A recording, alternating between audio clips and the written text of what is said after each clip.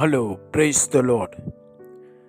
இந்த நாளுக்கான வேத வசனம் பிலிப்பியர் 2 அதிகாரம் வசனம் 9, 10 மற்றும் 11 வசனம்.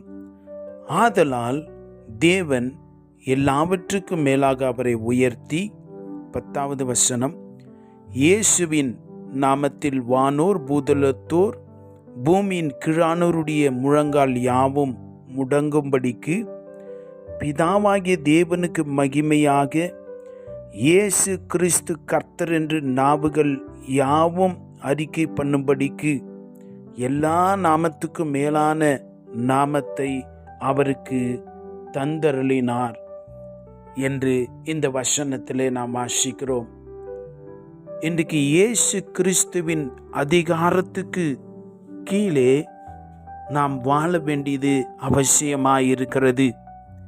இயேசு கிறிஸ்துவின் அதிகாரம் என்று சொல்லுகிற பொழுது நம்முடைய ஒவ்வொரு அசைவிலும் அவருடைய ஆளுகைக்கு கீழே நாம் கொண்டு வர வேண்டும்.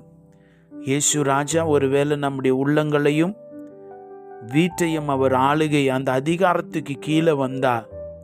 பிசாசினுடைய எல்லா அதிகாரங்களும் இயேசுவின் நாமத்தில் அவைகள் உடைக்கப்படும். அல்லேலூயா. எப்படி அந்த அதிகாரம் உடைக்கப்படும்?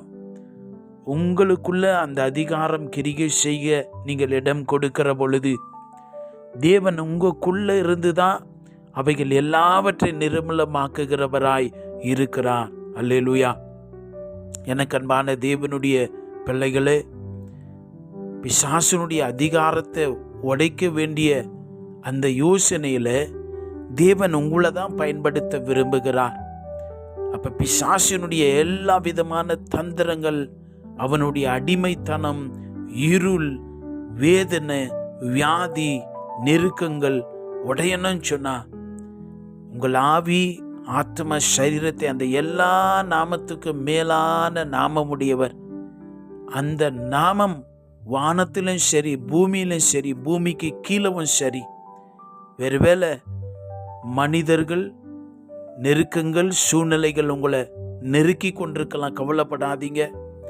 உங்களை இயேசு கிறிஸ்துவின் நாமத்தின் அதிகாரத்துக்கு கீழே உங்க முழு வாழ்க்கையை சமர்ப்பணம் செய்து பாருங்கள். அங்கே பரிசுத்த ஆவியானுடைய மகிமை வெளிப்படுகிறதை காண்பீர்கள். பிசாசினுடைய எல்லா விதமான தந்திரங்களும் அவனுடைய முதுகெலும்பு உடைக்கப்படுகிறதை நீங்கள் காண்பீர்கள். எனக்கு அன்பான தேவனுடைய பிள்ளையே, இன்றைக்கு நாம இயேசு கிறிஸ்துவின் அதிகாரத்துக்குள்ள வராத பட்சத்தில் அவருடைய ஆளுகை தன்மையை நாம் காண முடியாது. You will not see the authority of Jesus to work in your life unless you surrender to the name of Jesus. இயேசுவின் நாமத்துக்கு உங்களை தாழ்த்தி ஒப்புக்கொடுங்க. வெளிப்படுத்தல் 5:13 வாசிக்கிறோம். அப்பொழுது வானத்திலும் பூமியிலும் பூமியின் கீழும் இருக்கிற சிருஷ்டிகள் யாவும், சமுத்திரவைகள் உள்ளவைகளும் அவற்றுள் அடங்கிய வஸ்துக்கள் யாவும், சிங்காசனத்தின் மேல் வீற்றிருக்கிறவருக்கும் ஆட்டுக்குட்டியானவருக்கும் ஸ்தோத்திரமும் கனமும் மகிமையும் வல்லமையும் சதா காலங்களிலும் உண்டாவதாக என்று சொல்ல கேட்டேன் என்று வாசிக்கிறோம். அந்த சிங்காசனத்தின் மேலே பிதாவினுடைய வலது பாரிசத்தில் வீற்றிருக்கிற அந்த இயேசு என்னும் நாமமுடைய நம்முடைய இரட்சகருக்கு, நம்முடைய பிதாவாகிய தேவனுக்கு, பரிசுத்த ஆவியானுடைய ஆளுகைக்கு உங்களை ஒப்பு கொடுங்க. அந்த இயேசு கிறிஸ்துவின் அதிகாரம் பராக்கிரமம் செய்கிறதை நீங்கள் காண்பீர்கள். நம்மளை ஒப்பு கொடுத்து ஜெபிக்கலாமா?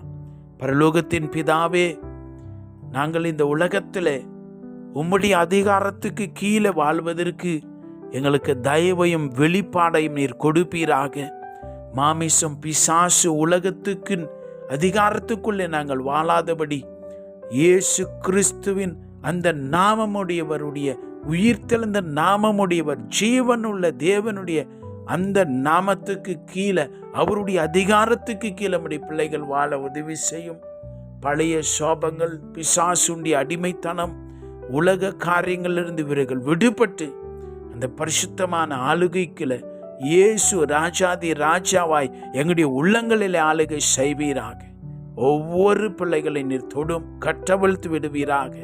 இயேசு கிறிஸ்துவின் நாமத்தில் ஜெபிக்கிறோம் பிதாவே. ஆமென். God bless you.